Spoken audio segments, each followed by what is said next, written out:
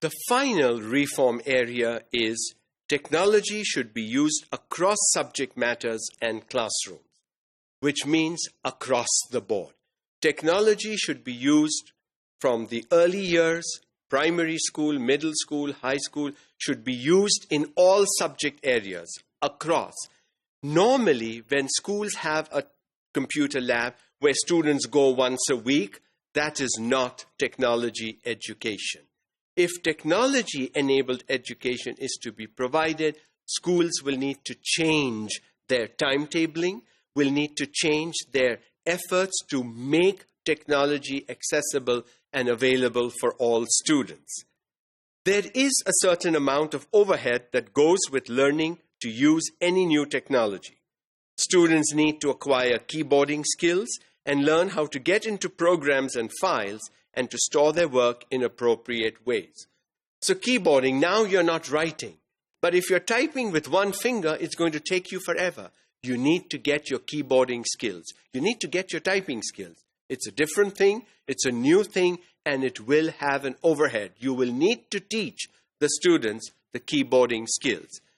Yes, computer work will not be finished in one class period. So you will need to save, retrieve, and all those wonderful things that technology allows you to do, you will need to teach to your students. So these little skills, these little nitty-gritty things that we take for granted actually will have to be taught to students.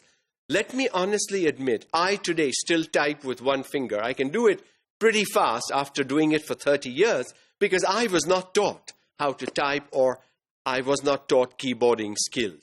But that's not what I tell my students to do. My students are way better at using the keyboard and their typing skills.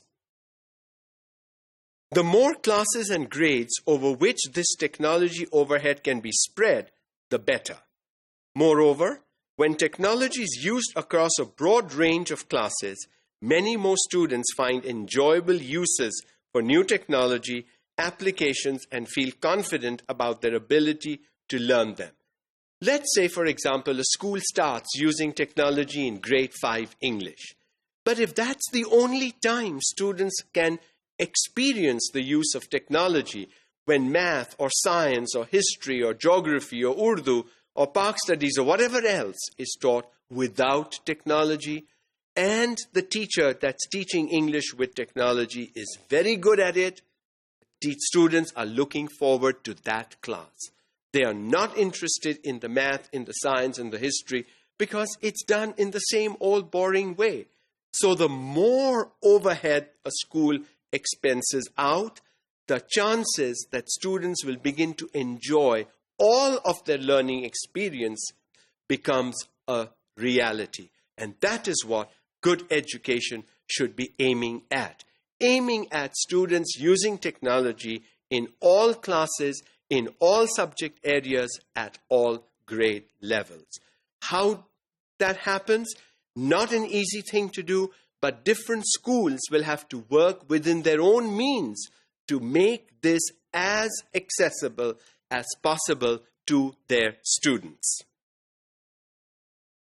Costs for implementing technology-supported reforms will vary from school to school, depending on the kinds of technology used, the number of students, and the requirements for major infrastructure investments, that is, wiring and structural modifications.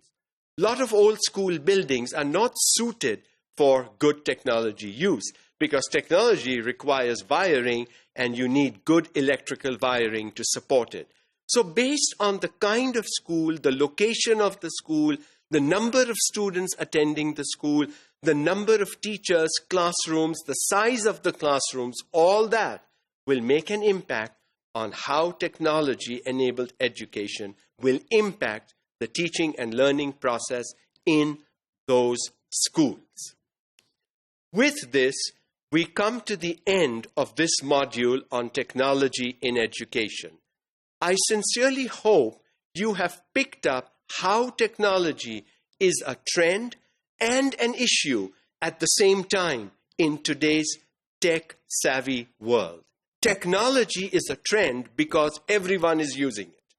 and we need to use it in education.